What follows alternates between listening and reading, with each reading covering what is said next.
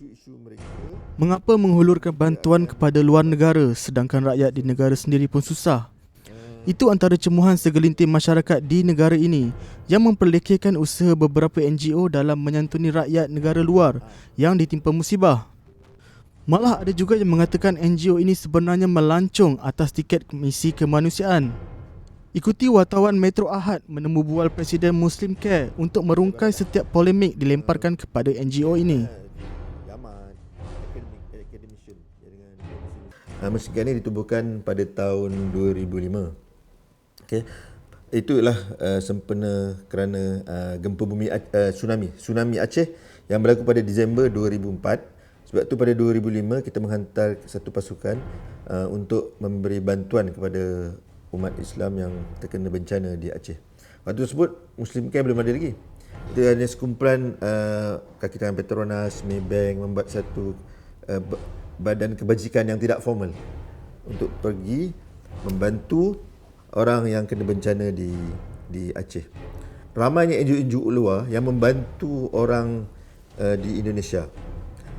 Tapi saya tengok NGO ni kebanyakan daripada NGO Kristian, daripada Amerika, daripada Europe, daripada Australia, World Help umpamanya, Oxfam dan lain-lain lah.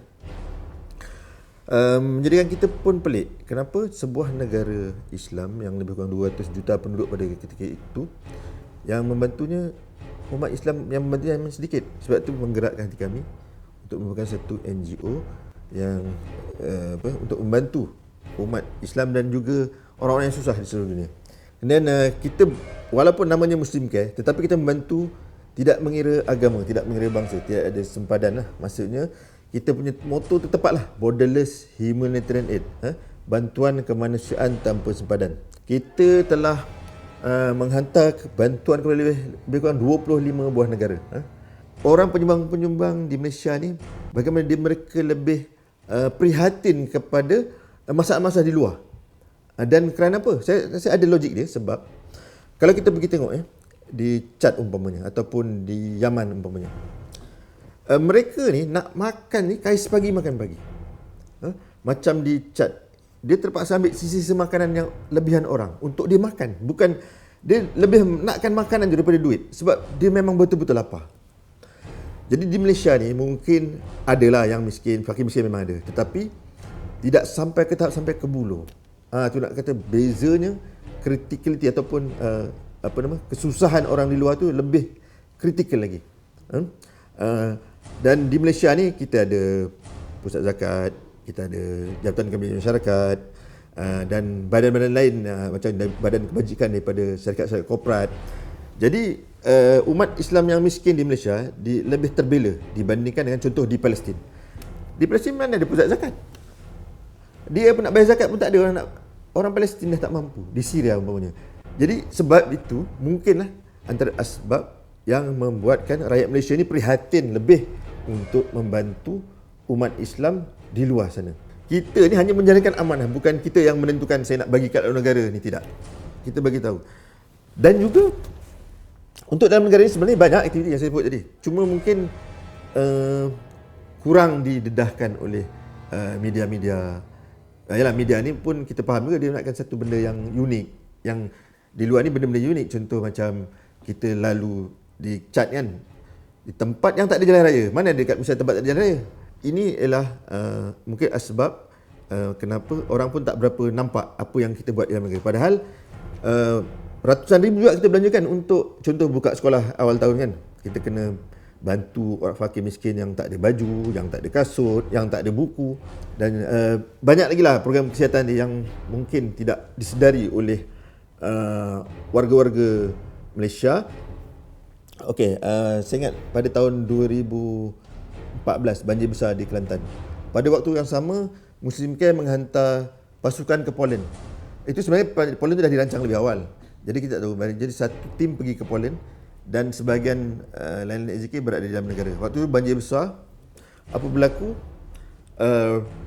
Kita sebenarnya melancarkan derma. Kita mendapat lebih kurang RM1 juta dari derma, dan kita sebenarnya kita salurkan. Kita pergi ada tim kita beli boat, kita beli engine boat. Kita buatkan rumah-rumah di Kelantan habis kita punya peruntukan untuk kita bagi kepada orang-orang di Malaysia. Jadi memang kita prihatin. Dalam negara pun kita prihatin, luar negara pun. Jadi tidak timbul masalah, dan sebab itu saya awal-awal kita punya tiap kali kita perjumpaan saya ingatkan bahawa apa yang kita buat ni adalah kerana Allah SWT. Jadi kadang-kadang orang tak dapat informasi tu. Jadi kita terangkan. Tapi setengah orang memang mungkin ada yang tak puas hati, dia memang tak berapa suka, dia kata oh ni dia buat lemparan-lemparan fitnah dan semua. Tapi kita buat semua. Jadi kalaulah ada orang yang mengkritik, apa kita sabar je, kita sabar. Kalau mereka tak ikut pun tak apa. Tapi inilah kata macam kita buat macam ilmu lah. Kita naklah jadi orang yang buat pahala. Maksudnya kita tolong orang tu dari segi bantu. Ataupun kalau kita tak boleh nak tolong, kita diam. Jangan sampai kita jadi penghalang kepada orang buat kebajikan.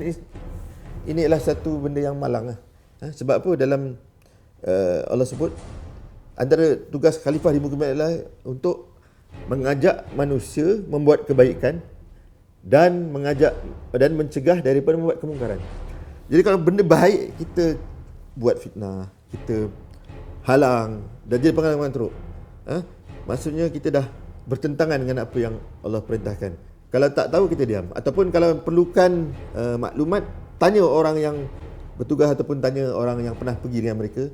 Contoh macam kami kalau pergi, kita akan bawa media, kita akan bawa tim-tim daripada pihak kerajaan ataupun daripada jabatan-jabatan lain. Jadi mereka boleh ceritakan. Kalau kita tak nak dengar dari kita, dengar daripada orang yang dipercayai. Jangan membuat aneh-aneh bukan-bukan. InsyaAllah dalam tim musyrikan ni ialah consist of mengandungi ahli jawatan kuasa ataupun exco dari berbagai bidang. Ada daripada syarikat korporat, daripada Petronas, daripada Maybank, daripada company sendiri, dan daripada kalangan ustaz-ustaz. Jadi antara mereka ni bila bertemu ada check and balance. Jadi dari segi integriti, insya-Allah kita akan belanjakan dengan dengan berhemah, dan akan cuba 100% untuk menyempurnakan amanah-amanah daripada penyumbang. Jadi sebab tu kita bawa juga wartawan-wartawan. Jadi dia tengok Syria. Kalau kita pergi, contoh kita pergi Syria, kat mana kita tidur? Kita duduk berimpit dalam satu bilik lebih kurang 15 orang contohnya kan. Itu nak kata itulah muslim kan. Makan apa? Tengok ramai-ramai berjemaah makan Maggi contohnya. Jadi seadanya lah kita makan. Kita tak pernah lah nak duduk hotel-hotel yang mewah-mewah, tak berlaku.